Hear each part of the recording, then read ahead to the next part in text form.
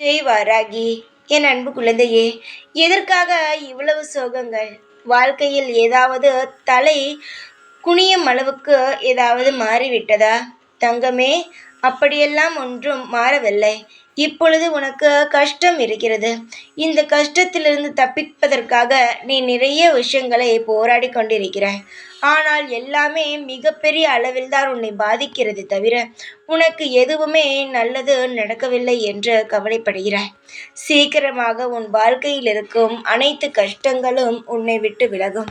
நீ இப்பொழுது நினைக்கிறாய் பார், இப்பொழுது இந்த நொடியே இப்படியே முடிந்து விடுமோ என்று நினைக்கிறாய் பார். அப்படியெல்லாம் ஆகாது. இன்னும் அதிகமாக உனக்கு சந்தோஷங்கள் வளரும்.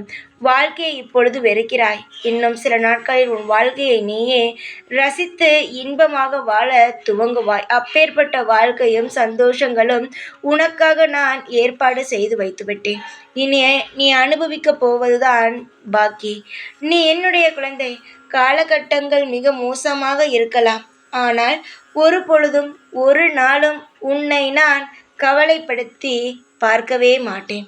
அனைத்தும் மாறி உனக்கு நிம்மதிகரமான வாழ்க்கை அமைந்து நீயும் ஒரு நல்ல நிலைமைக்கு வருவாய். இந்த வாராகி இருக்கிறேன். என்னுடைய கோவிலுக்கு வா.